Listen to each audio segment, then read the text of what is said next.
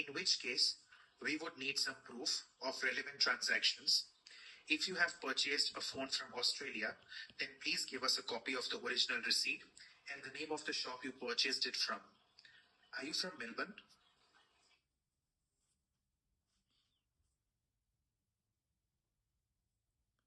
Ravi.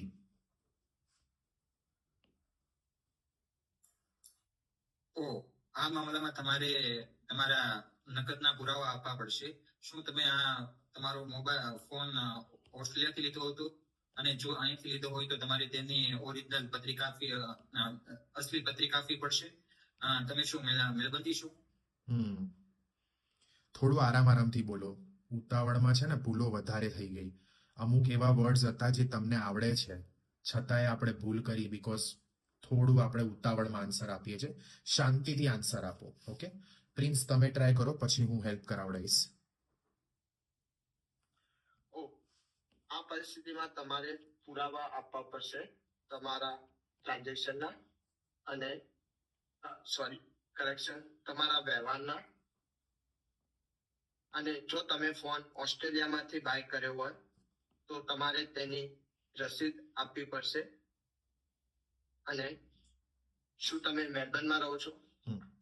હવે આ બંને કેસમાં હું તમને લોકોને ફ્લુઅન્સીનો ઇમ્પોર્ટન્સ જણાવીશ.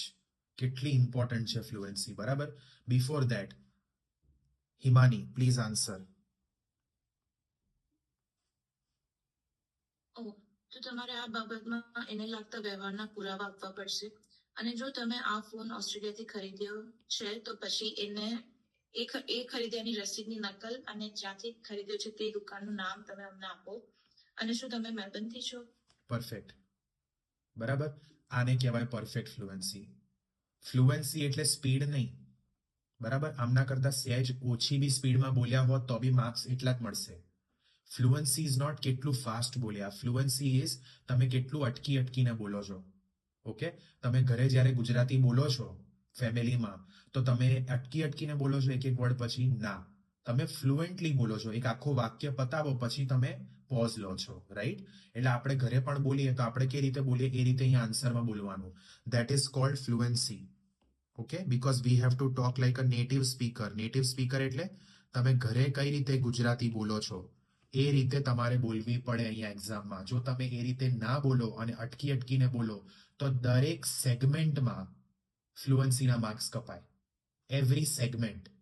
ઓકે, સો એટલા માટે whenever you send me your audios for feedback, તમારે પણ 5-10 મિનિટ ટાઈમ કાઢીને તમારે